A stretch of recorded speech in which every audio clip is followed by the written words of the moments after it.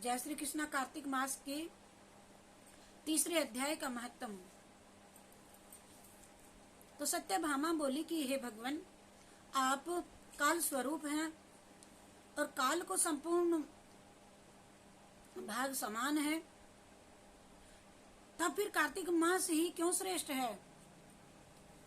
हे देव देव, सब तिथियों में एकादशी और सब महीनों में कार्तिक का महीना ही क्यों प्रिय है?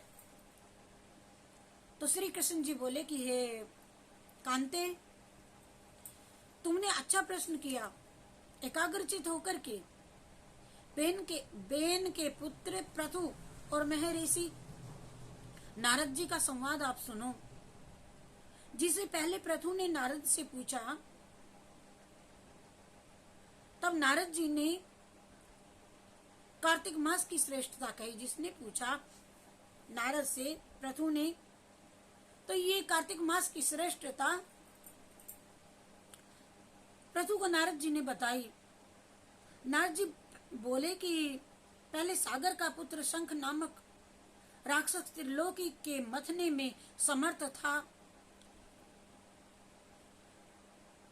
और उसने संपूर्ण देवताओं को जीत स्वर्ग से निकाल इंद्र आदि संपूर्ण लोकपालों के अधिकार अपने हाथ में कर लिए थे।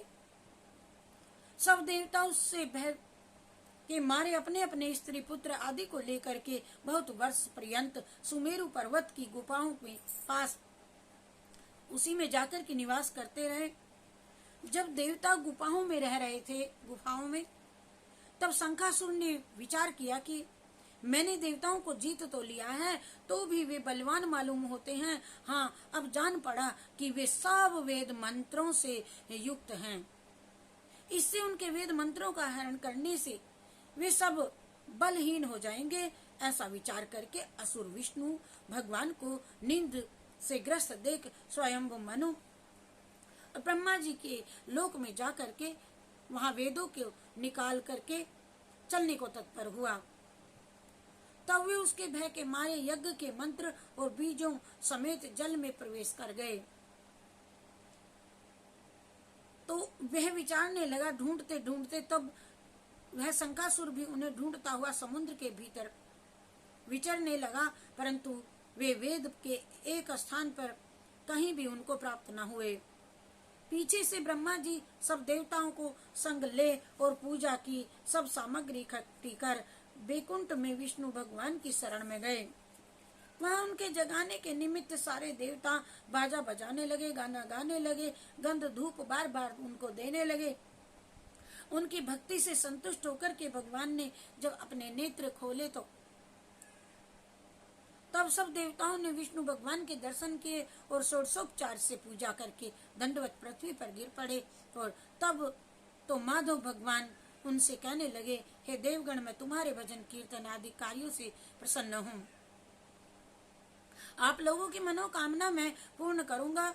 अश्विन शुक्ल पक्ष के एकादशी से देव उठनी एकादशी तक एक पहर में भर जब रात्रि रह जाए, तब से जो मनुष्य तुम्हारी तरह भजन मेरा करेगा और कीर्तन करेंगे, वे मुझे प्रसन्न करके मुझको ही प्राप्त कर लेंगे। और शंखासुर जिन वेदों को हर लाया था वह जल में स्थित हैं, उन्हें मैं शंखासुर को मार करके लाऊंगा। अब से बीज मंत्र समेत सब वेद प्रतिवर्ष कार्तिक के महीने में सदा जल में निवास करेंगे। और मत्स्य रूप धारण करके मैं जल में जाता हूँ। तुम संपूर्ण मुनियों को लेकर के संग आओ। इस लोक में जो अच्छे मनुष्य प्रातः काल जो स्नान करते हैं, पूजन करते हैं, कीर्तन करते हैं, व्रत करते हैं, कार्तिक में वे सदा जो व्रत करते हैं उनको हे इंद्र तुम मेरे लोक में पहुंचा दिया करो। और हे यम, तुम सदा उनकी विघ्नों से रक्षा किया करो, करते रहो। और हे वरुण, तुम उनको पुत्र पौत्र आदि सभी को देते रहो। और कुबेर, तुम्हारी यह है ड्यूटी कि तुम उनकी धन वृद्धि करो, जिससे ये मेरा रूप धारण करके साक्षात जीवन मुक्त हो जावे। और हे अन्य सभी देवताओं, जो जन्म से मरण तक उन बातों का धारण करते हैं, इन बातों को धारण करते हैं, वे तुम्हारे द्वारा भी पूज्य हैं। और जैसे तुमने मुझे एकादशी में आकर के अब जगाया है, उसी तरह से इसीलिए ये तिथि भी मानने योग्य है। जय श्री कृष्ण चंद्र भगवान की जय, विष्णु भगवान की जय, देवी देवताओं की जय, कृष्णार्पणमस्तु। ये कार्तिक मास का अध्याय, तीसरा अध्याय। श्री कृष्ण अर्पणमस्तु, शिवार्पणमस्तु। हरे हरे। धन्यवाद।